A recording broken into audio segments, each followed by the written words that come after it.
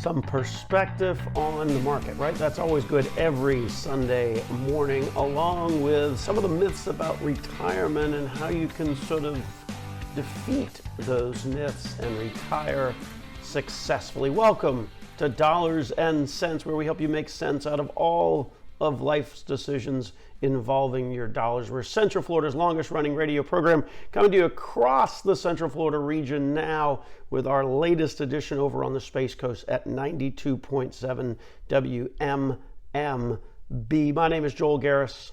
I'm a certified financial planner, certified financial fiduciary with Nelson Financial Planning, where our team of certified financial fiduciaries stands ready this week to help you change your life with a successful and cost-effective financial plan.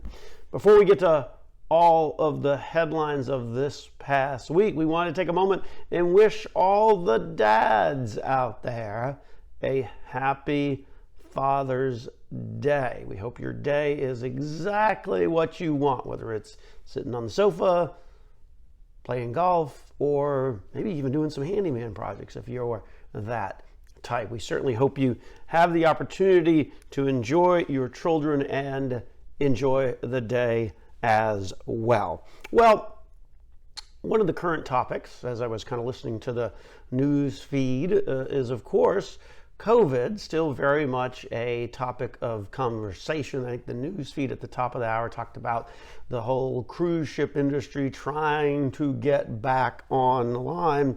And certainly the latest COVID numbers are encouraging, right? Over half of Americans, some places I see like 55%, some places I see up to almost 65%. So between a half to 2/3 of all Americans have at least received one dose of the COVID vaccine, and nearly half are fully vaccinated. So you got both of them, and it's been 2 weeks.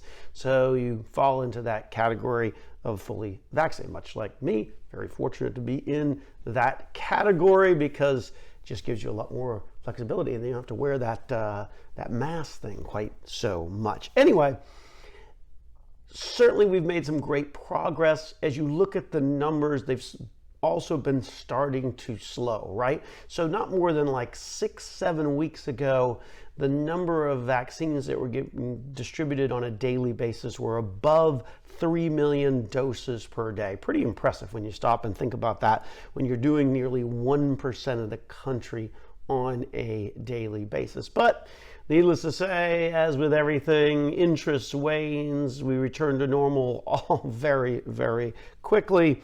And so consequently, you're now seeing that daily dose number to be just slightly over 1 million. Well, that has then incurred some interesting encouragement offers for folks to get the vaccine, right? Anheuser-Busch is offering free beer, there's free donuts if you show up with your vaccine card, there's all kinds of things. Well, this incentive was just so bizarre that we thought we would start the program off with a little bit of bizarre news, right? Not something that we normally do, but this is just bizarre enough to throw it out there.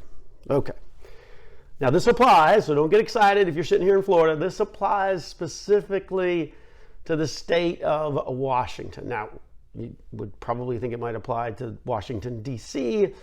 When I tell you what it probably is kind of bizarre enough that it should probably apply to D.C., but it doesn't. This is the state of Washington. So if you live in the state of Washington, between June 7th and July the 12th, if you're over the age of 21, so you got to be legal, if you get a COVID vaccine in the state of Washington, between those dates, you are entitled to one free marijuana joint. Folks, I can't make this up. Only in America. Talk about a range of incentives to encourage folks to get the vaccine. I guess bottom line, just go get it. It's probably a good idea. It's not a microchip, so don't go there, all right? But the range of incentives is just getting a little on the crazy side, particularly if you're in the state of Washington. In other news, and more specifically, more normal news that actually does have an impact on your money, although this COVID stuff certainly had an impact on money, is the all-powerful Federal Reserve, right? The Federal Reserve was making headlines this past week, started to pencil in earlier interest rate increases than previously stated. That was the headline this past week.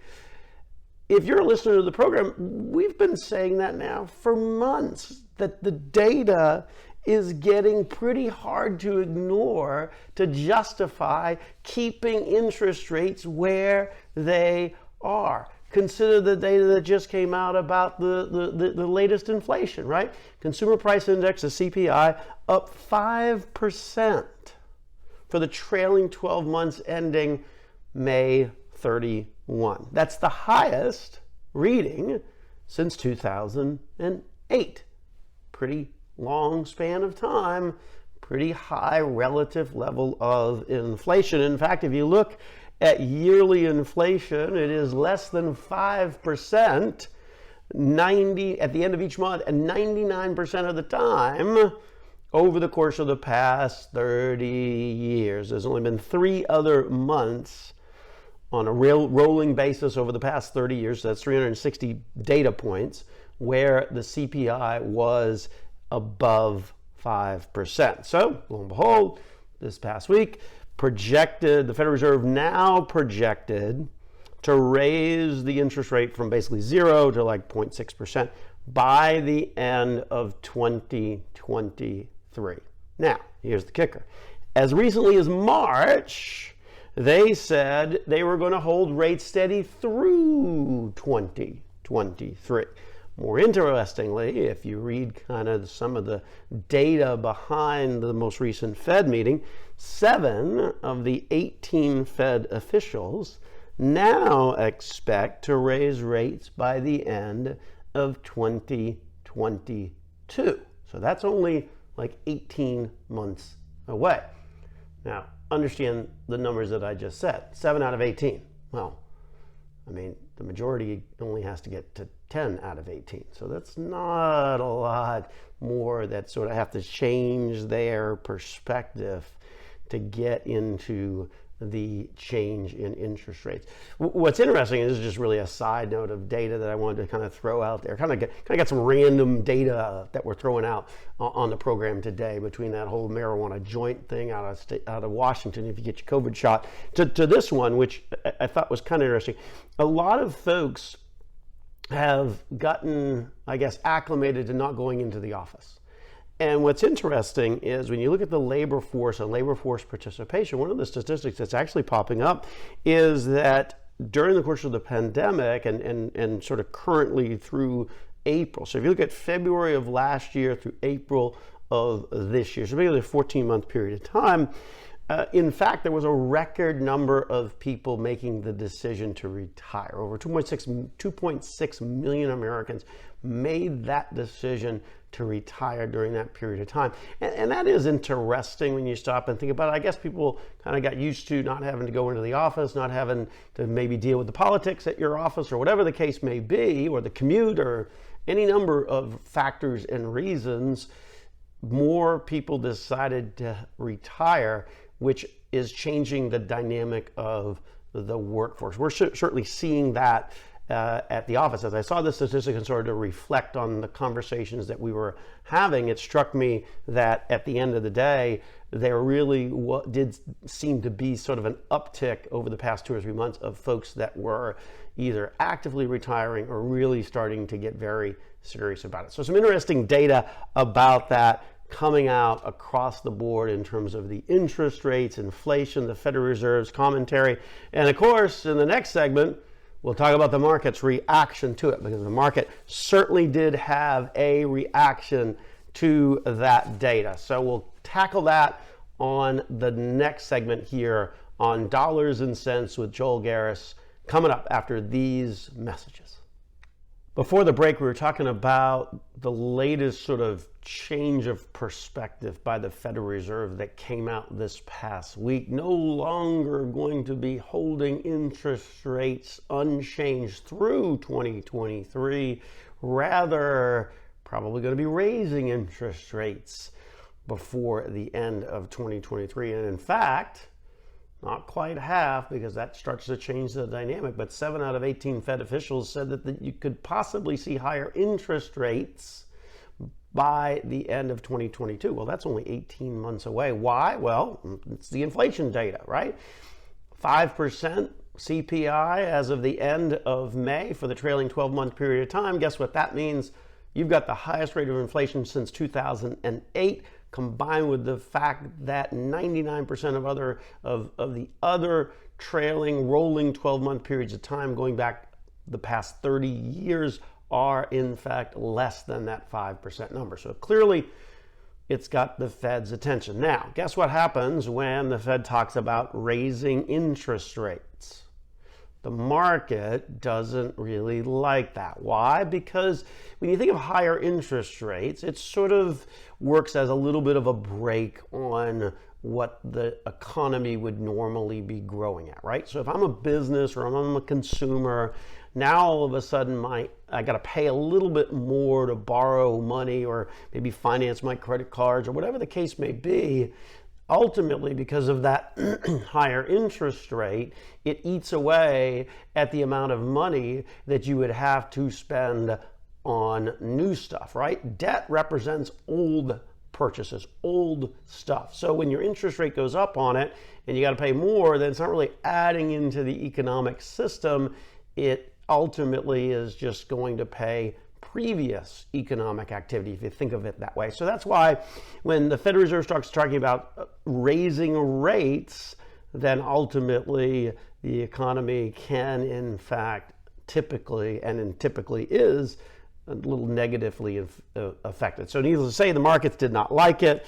Worst week of the market since October, but to give it some perspective, the broad-based markets were only down about 2%. So nothing too terribly dramatic, but certainly a story that you need to continue to watch. Of course, during times like this, we always like to give some broader perspective, right? So we're going to be doing that after we introduce the program. Of course, this is Dollars and Cents, where we help you make sense out of all of life's decisions involving your dollars. We're Central Florida's longest running radio program. Also happen to be one of the top 25 financial planning podcasts on the World Wide Web. So make sure you check us out on your favorite social media or podcast channel of choice. We also have a channel over on YouTube where you get to see videos of not just me doing the radio program, but our team of associates putting out various videos, whether it's about explaining how options work or talking a little bit about cryptocurrency or just simply talking about some of the basics of investing. Make sure you go to not just the YouTube page, but also the Instagram page as well under Nelson Financial Planning. Great resource of good information about a wide range of investment topics. My name, of course, Joel Garris. I'm a certified financial planner, certified financial fiduciary at Nelson Financial Planning, where that team that I speak of often on the program of certified financial fiduciary stands ready this week to help you change your life with a successful and cost-effective financial plan. So some perspective, right? So you had a week where you had a Federal Reserve announcement. Obviously, that had a reaction in the markets. And so it's always good to give some perspective. Right? So we're going to give you some numbers and kind of look at the last 25 years. So when I joined in this industry, I transitioned from being a lawyer up in Washington, D.C., down here to Florida to join my father-in-law and the company, Nelson Financial Planning.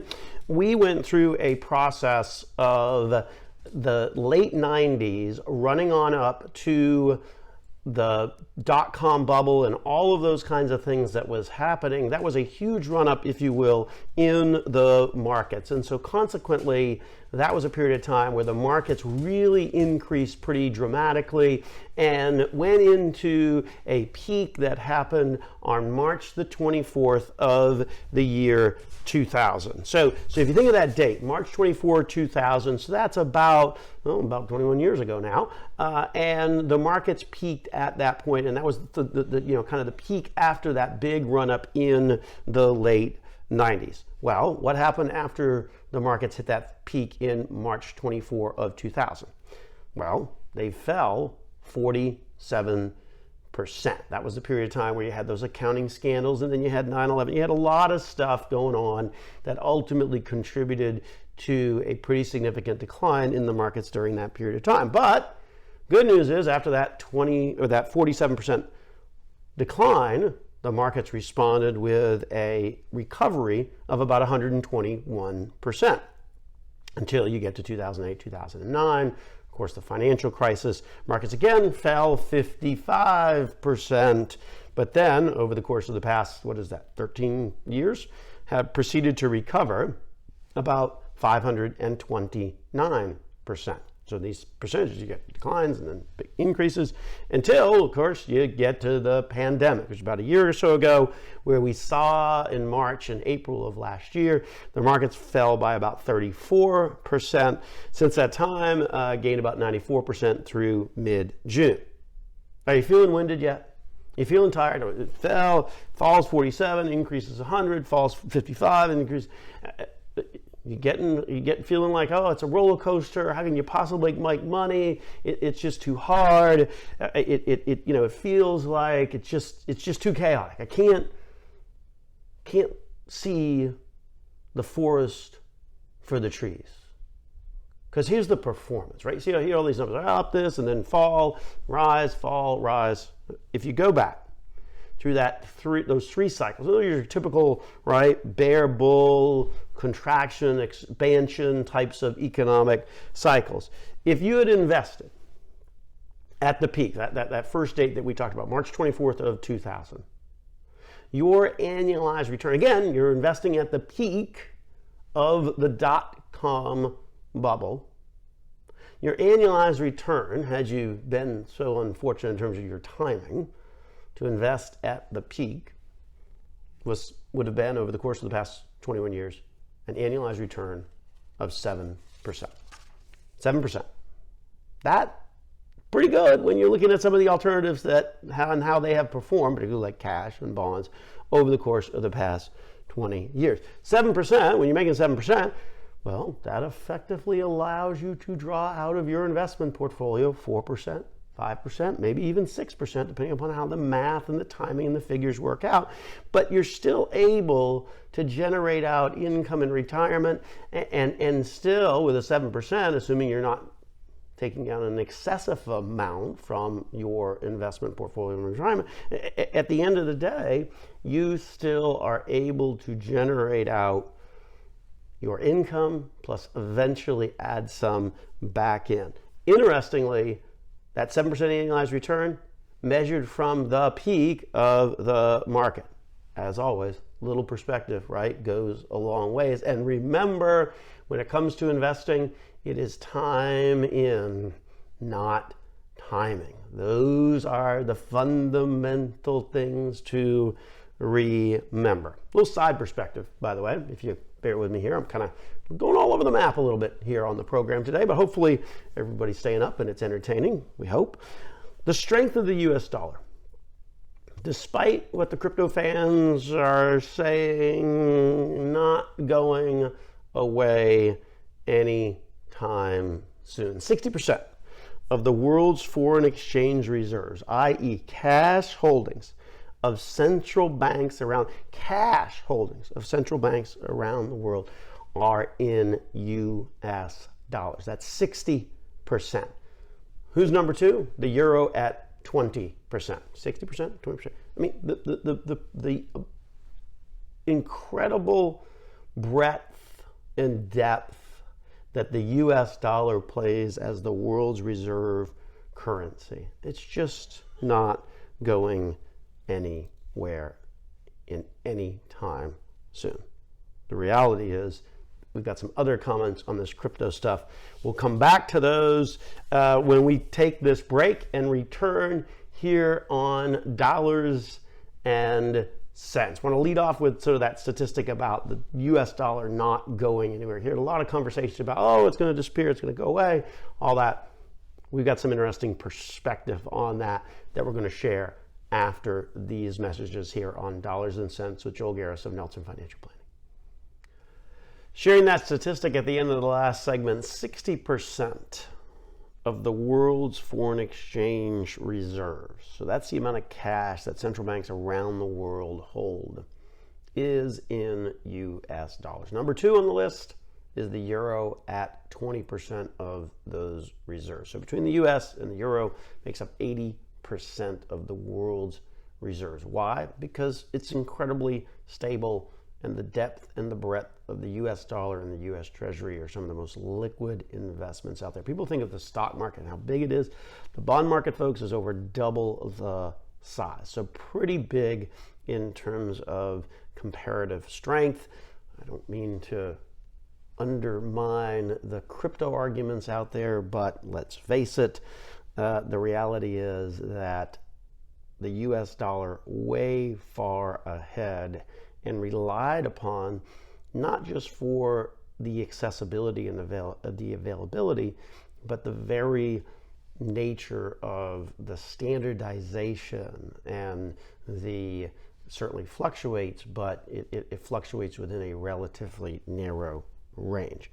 In contrast, crypto fluctuates all over the place, and just by happenstance happens to be the leading means of exchange of criminals and terrorists. Matter of fact, if you look at a study, this was a study actually a couple of years ago, a study from 2019 estimated that 46%,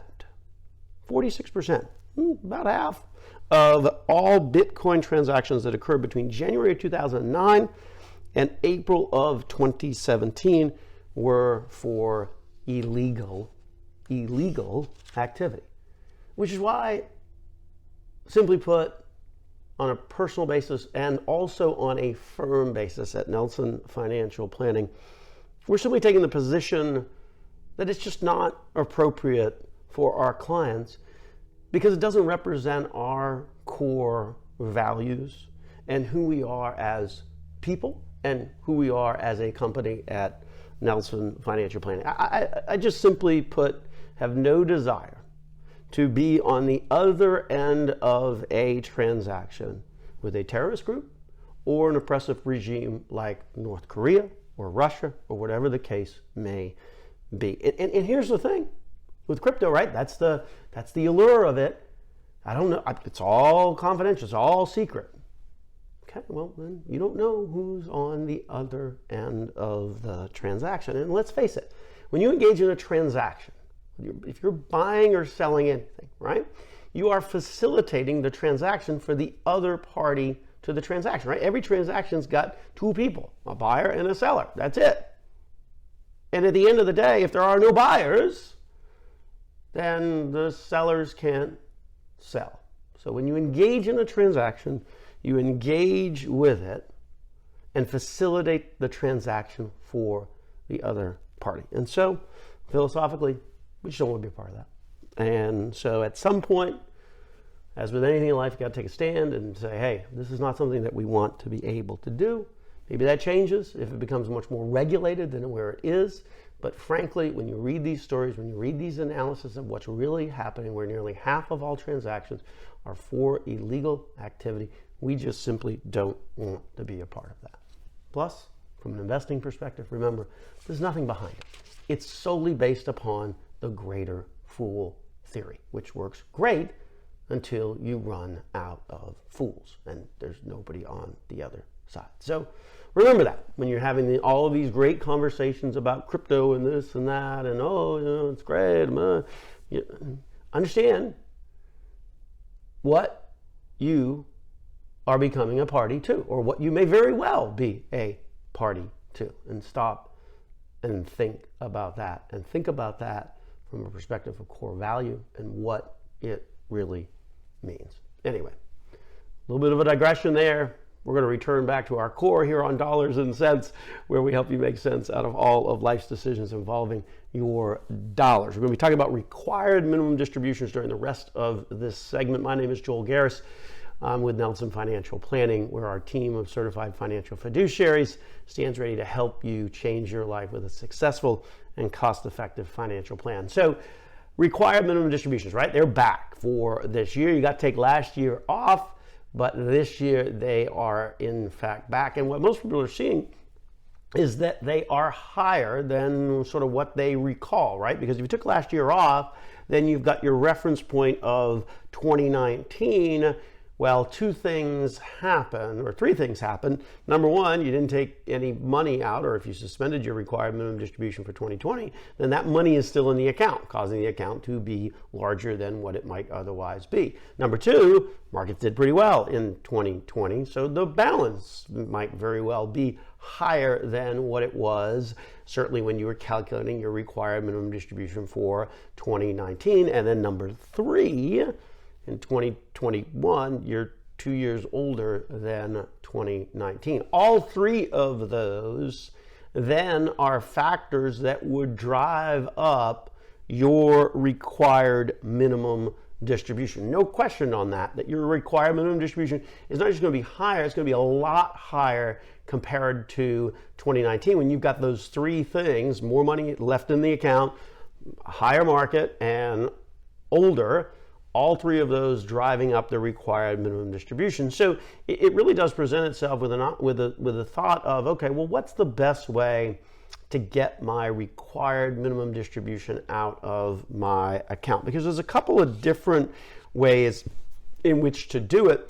Before we get into sort of those two main ways to do it, let me just take a side note here and say, I can't encourage people enough to look at this option and to exercise it on their own accounts. And that is, in today's world, you could set up, much like anything, you can set up your required minimum distribution to be done on an automatic basis. Not just an automatic basis in terms of how it gets to you, but on an automatic basis in terms of how it's calculated. Remember, the required minimum distribution is calculated every year based upon the value at the beginning of the year and your life expectancy factor for that year. So number one, you got to find the value of the account. Number two, you got to figure out your life expectancy from the IRS tables. Number three, you then have to do some math and figure out what your required minimum distribution is. Well, guess what? In today's world, with computers being what they are, you can have all of that done for you automatically. To have that all auto-calculated,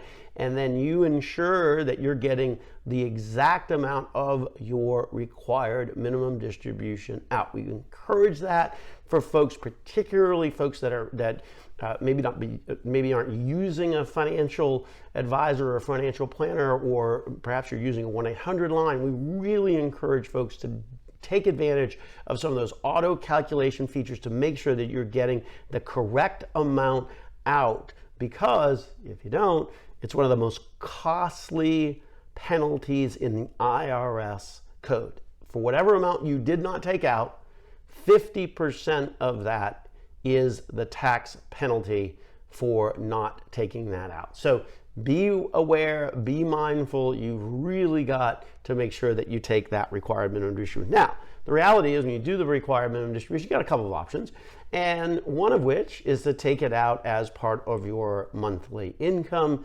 The other of which is to take it out as a lump sum during the course of the year. Both of those are equally effective, right? As long as you get the full amount of your required minimum distribution out before the year expires. Again, that first year of required minimum distribution, you got a special exception that allows you to kick it into the following year, as long as you take it in the first 3 months of the year. That's one that typically don't see many people taking advantage of. Better to just kind of have a standard level of income along the way, so you're not kicking yourself up into a higher tax bracket that comes with the doubling up of the required minimum distribution if you kick it into the following year on folks when they initially start their required minimum distribution. So bottom line is, you certainly want to take that by the end of the year, particularly if it's past your first year, because otherwise then that penalty applies. Now, you got a couple of options. You can take it out monthly, you can take it out as a lump sum. There are pros and cons to each of those. If you take it out on a monthly basis,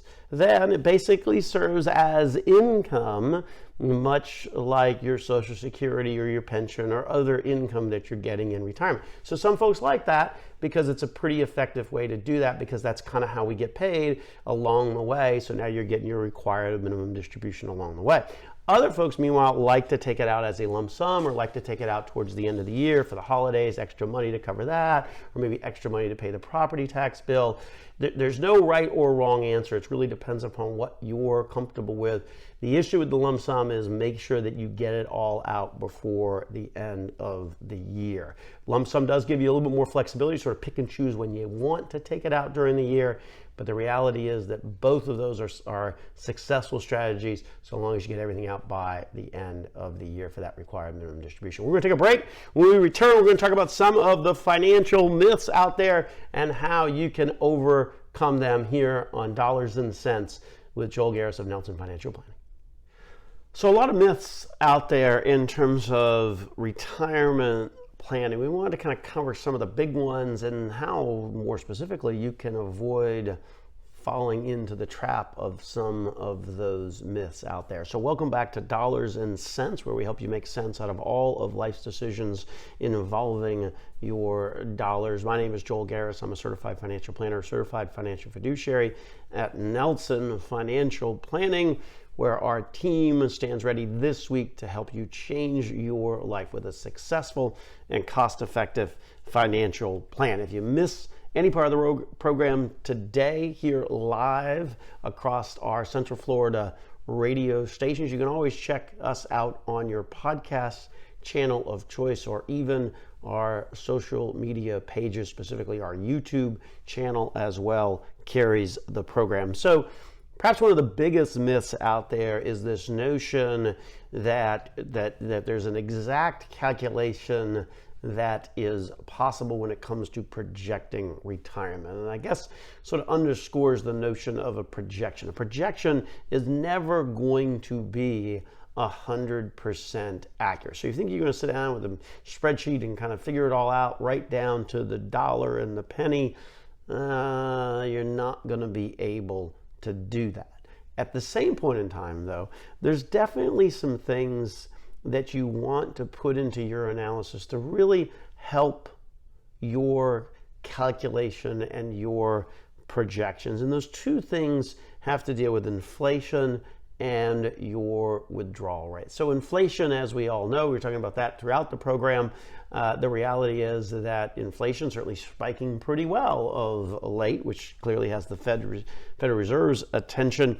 If you look at just sort of the normal inflation rate that sort of gets assumed out there based upon, the 100-year track record, it's usually about 3%. Well, here's the impact that 3% can have. It doesn't sound like much until you run it out over the course of a retirement, which would typically be right around maybe 20 years, good Lord willing, right? And so if you've got $5,000 in monthly bills today, right? And you assume a 3% inflation, run that out over the course of 20 years, the money that you're going to need for that same $5,000 in bills today is going to be about $9,000. So that's certainly something big that you really got to put into the projections. That's sort of the chief element, if you will, that you've got to put into the projections.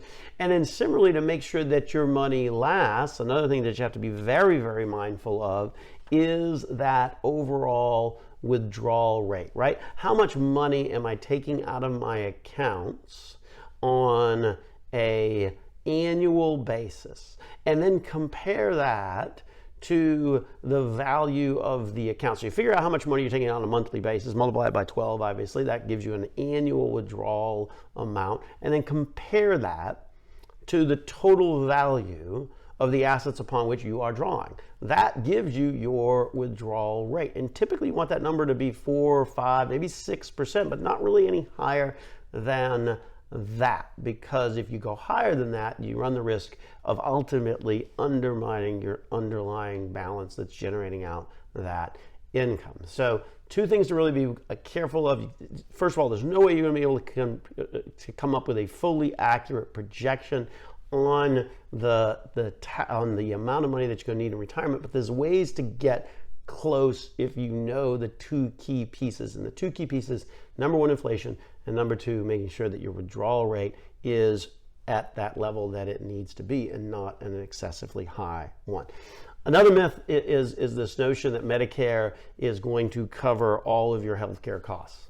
Let me put that one to rest. That's not going to happen. The only part of Medicare that comes to you without having to pay for Medicare is Part A. That's the hospitalization part. But Part B, Part D, which is the prescriptions, all of that comes with a cost plus the additional amount of out-of-pocket things that you'll run into, whether it's going to visit your eye doctor, your dentist, because that's not covered by Part B or Part D of Medicare. And in fact, average retiree expected to spend about $300,000 during the course of their retirement on health care costs. So 20-year retirement, right? $300,000. You got to plan on about $1,000 a month, give or take. Maybe even a little bit more than that on your budget, on your projection. So make sure you're bringing in that healthcare cost in all of its amount as part of your overall retirement planning, because that's a big number that sometimes people forget because you don't necessarily see it quite as much when you are working, for two reasons. Number one, your employer sort of mostly covers some of the health insurance, and because it's traditionally part of a group that doesn't cost you quite as much. And then number two, you're younger, and when you're younger you don't have as many health problems as you do when you get older. Number three, in terms of sort of the myths out there, is this notion that, oh, my taxes are going to be instantaneously lower when I get to retirement. And that is true for most folks. You can kind of see a little bit of a dip in terms of retirement. If you've done the right thing and gotten rid of the mortgage by the time you retire, things like that, you might not need as much money to cover your cash flow, and then consequently you don't have to have as much income, don't have to pay as much taxes. But the reality is that oftentimes the stuff that you want to do in retirement, and so consequently that takes money, and as you're using that money, then it's going to generate out some tax implications. This is where, we can't emphasize this enough, where you've got to ultimately have some additional investment options besides just retirement dollars, besides just pre-tax dollars, and that's where we encourage people to set up what we refer to as an after-tax account.